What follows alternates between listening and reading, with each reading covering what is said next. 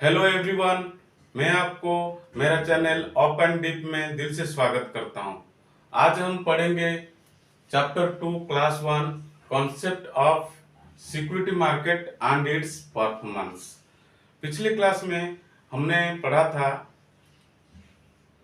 Understanding the personal financial planning. उसमें हमने क्या क्या पढ़ा था? Concept of financial planning, needs of financial planning, scope of financial planning, concept of asset liabilities and net worth, financial planning process and financial planning execution advisory। अभी इतने हमने chapter 1 में पढ़ा था। अभी हम चैप्टर 2 में जा रहे हैं, लेकिन आपको पढ़ाने से पहले मैं आपको बताया था कि मैं आपको टाइम वैल्यू मनी के बारे में पढ़ाऊंगा, लेकिन कुछ सब्सक्राइबर का जो डिमांड आया, सर आपने टॉपिक चेंज करो और सिक्योरिटी मार्केट के बारे में पढ़ाओ। वो हम बाद में आएंगे टाइम वैल्यू मनी में। पहले हम अभी आपकी मुताबिक हम सिक्योरिटी मार्केट एंड परफॉर्मेंस के बारे में पढ़ा रहे हैं। सिक्योरिटी मार्केट को जाने से पहले हमको पहले फाइनेंशियल मार्केट को जाना पड़ेगा। ये फाइनेंशियल मार्केट क्या है? Indian financial market. इसमें 3 पार्ट्स होते हैं। एक होता है money market, security market and currency market. Money market, security market, currency market. Money market 2 part में डिवाइड होता है, एक ऑर्गेनाइज्ड मनी मार्केट, एक अनऑर्गेनाइज्ड मनी मार्केट। और सिक्योरिटी मार्केट 2 पार्ट में डिवाइड होता है, एक होता है प्राइमरी मार्केट, एक होता है सेकेंडरी मार्केट। और करेंसी मार्केट जो जहाँ पे करेंसी ट्रेड होता है, जैसे डॉलर, रुपीज, ये सब ट्रेड होता है। हम इसको डिटेल्स में जितने भी हम पॉइंट पढ़ रहे हैं उसको आने वाले क्लास में डिटेल्स में एक एक चैप्टर में पढ़ेंगे। अभी हम आते हैं मनी मार्केट के बारे में। मनी मार्केट होता है ऑर्गेनाइज्ड मनी मार्केट में शॉर्ट टर्म लेंडिंग और बोरोइंग चलता है।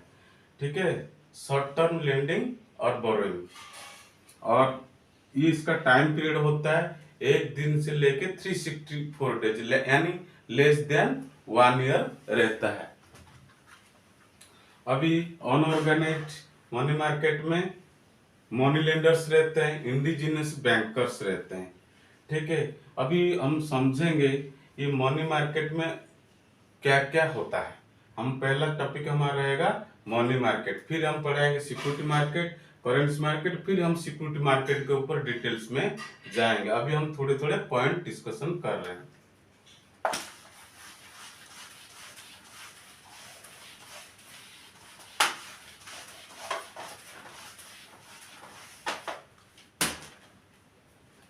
मनी मार्केट,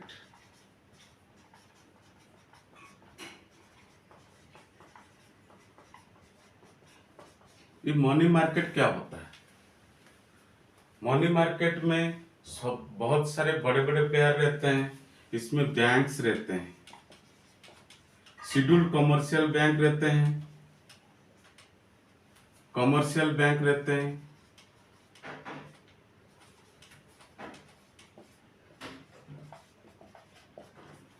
कोऑपरेटिव बैंक रहते हैं,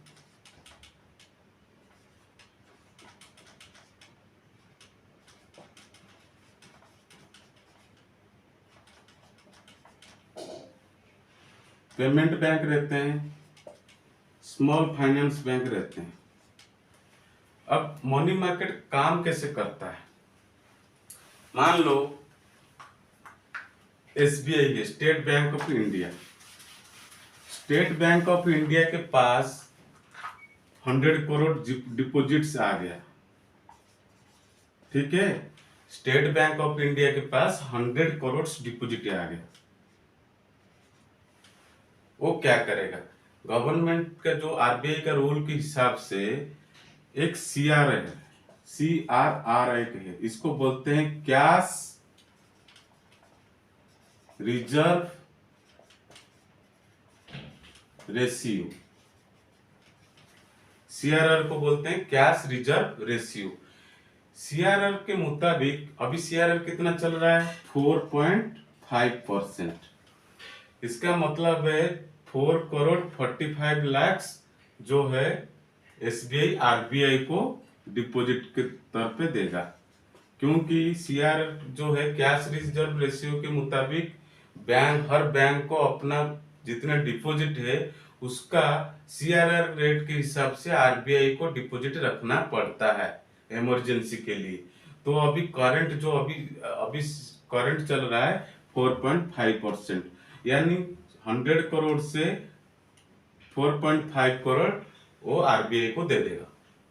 ठीक है, अभी क्या हुआ, अभी जो बाकी पैसा बच गए फिर उसमें से 18%, 18% क्या है, एसएलआर, इसको बोलते हैं statutory liquidity ratio.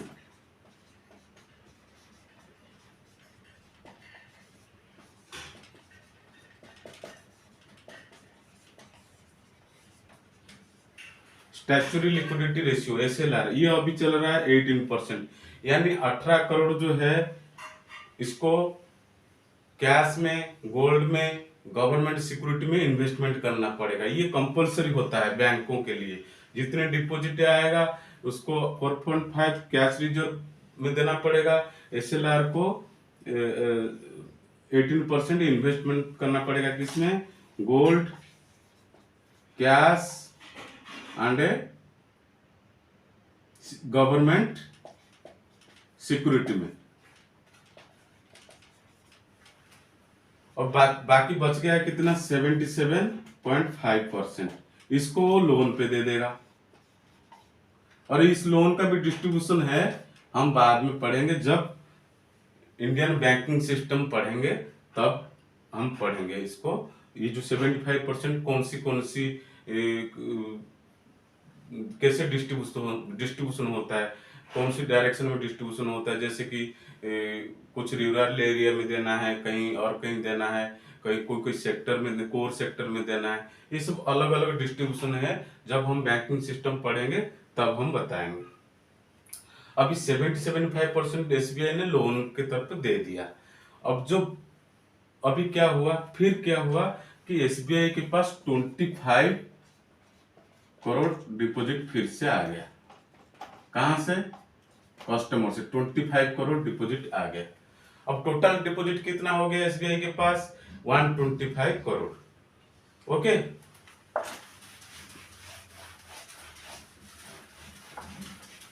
Total deposit हो गया 125 करोड़। अब ऑलरेडी 100 करोड़ से 4.5 करोड़ सीआरआर ऑलरेडी एसबीआई ने आरबीआई को दे रखा है। एसबीआई कितना दे रखा है, 4.5 करोड़ दे रखा है आरबीआई। अभी जो 25 करोड़ ऐड हुआ इसका भी 4.5% देगा, किसको, आरबीआई को।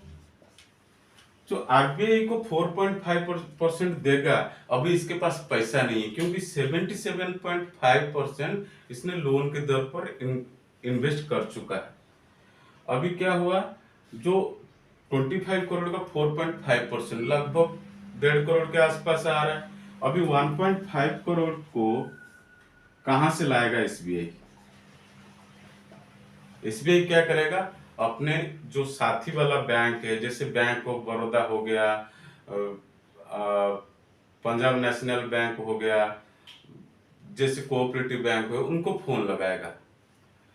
अब बोलेगा भाई बैंक ऑफ बड़ौदा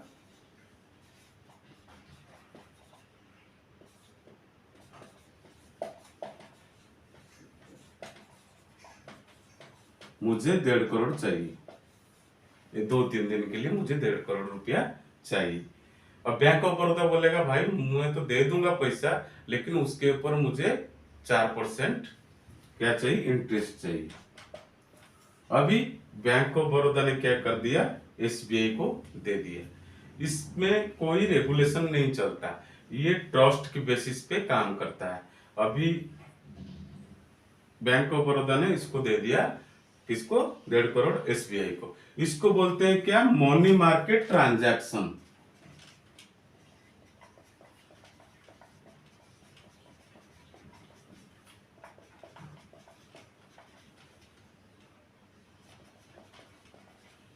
ये जो मनी मार्केट ट्रांजैक्शन है, ये मनी मार्केट जो थ्योरी है, ये कब आया था, 1987 में आया था। 1987 में वोगल कमिटी जो हुआ था, इसमें मनी मार्केट का थ्योरी आया था। अभी क्या हुआ कि जो शॉर्ट टर्म डेफिसिट हुआ बैंक में, शॉर्ट टर्म 2 दिन के लिए, 1 दिन के लिए, ओवरनाइट के लिए, ये मनी मार्केट इसमें हेल्प किया कि जो प्रॉब्लम आ रहा है उसको फेस करने के लिए एक बैंक से दूसरा बैंक उधार ले रहा है, इसको बोलते हैं मनी मार्केट ट्रांजैक्शन। अभी इस मनी मार्केट ट्रांजैक्शन में किस टाइप का इंस्ट्रूमेंट यूज होता है, मनी मार्केट ट्रांजैक्शन में किस टाइप के इंस्ट्रूमेंट यूज होता है और इसका क्या क्या बेनिफिट है। देखो, मनी मार्केट ट्रांजैक्शन में बेनिफिट क्या हुआ, शॉर्ट टर्म में जो मनी फॉल हुआ उसको मैनेज करने में इजी रहा, शॉर्ट टर्म मनी को मैनेज किया। दूसरा क्या है मनी मार्केट का यूज, मनी मार्केट में कैश फ्लो ज्यादा होता है, इसीलिए कैश फ्लो ज्यादा होने से क्या होगा ना, बहुत सारे कॉम्पिटिटर्स आएंगे,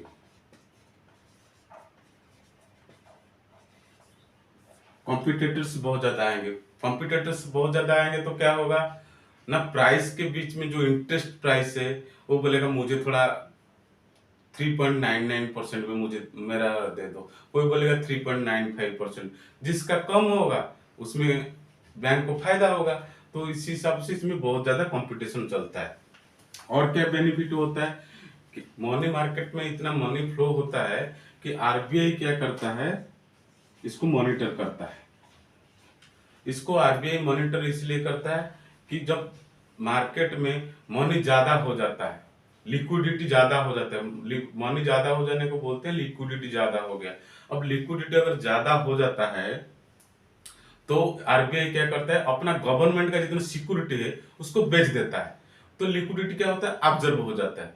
अगर लिक्विडिटी मार्केट में कम हो जाता है तो रिजर्व बैंक ऑफ इंडिया क्या करता है ना, सिक्योरिटी परचेज करता है, गवर्नमेंट सिक्योरिटी परचेज करता है, तो उसमें क्या होगा ना, लिक्विडिटी बैलेंस रहेगा, इसलिए आरबीआई इसको मॉनिटर करता है। और क्या होता है, ये क्या हुआ हेल्प करता है, जो बाई मंथली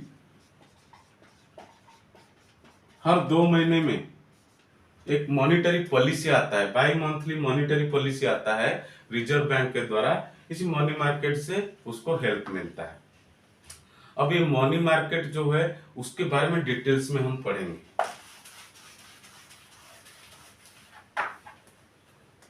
मनी मार्केट जो है, मनी मार्केट का इंस्ट्रूमेंट एक एक बता देता हूं।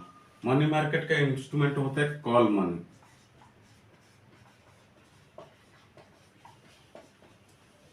एक होता है टी बिल,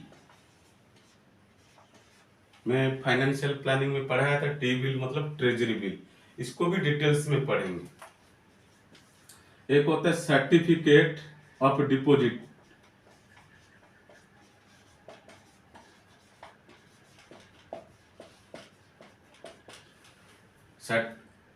चौथा हो गया क्या, commercial paper,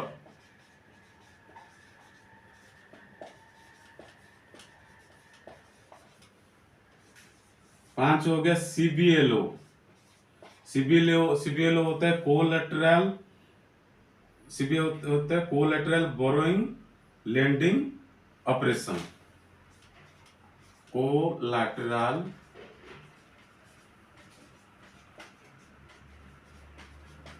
borrowing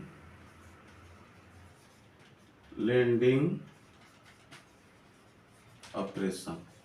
okay, money market का जो इंस्ट्रूमेंट हो गए, call money, T bill, certificate of deposit, commercial paper, सीबीएलओ।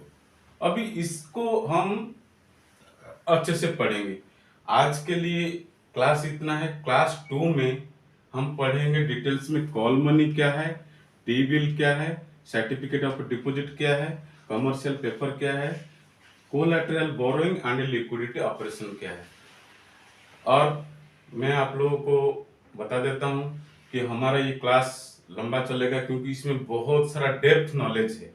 हम आपको पढ़ाएंगे एक एक करके, सबका डेफिनेशन एग्जाम्पल के साथ पढ़ाएंगे और आप लोगों को ये अनुरोध है कि जो मेरा चैनल है अप एंड डीप, उसमें बहुत सहयोग मिल रहा है आप लोगों का, और इसीलिए मैं आप लोगों को फिर से अनुरोध करता हूँ, जो भी मेरा वीडियो देख रहे हैं हमारा चैनल को लाइक, सब्सक्राइब और कमेंट कीजिए और बेल आइकन को दबाइए, और हमको थोड़ा मोटिवेशन मिलेगा इसमें नया नया वीडियो बनाने में। आज मैं बहुत मेहनत करके इसके ऊपर डाटा इकट्ठा किया हूँ, फिर मैं आपको नेक्स्ट क्लास में इसके बारे में डिटेल्स में पढ़ाऊँगा। इसलिए आज इधर ही क्लास को रखता हूँ। जय जगन्नाथ, जय हिंद, नमस्कार।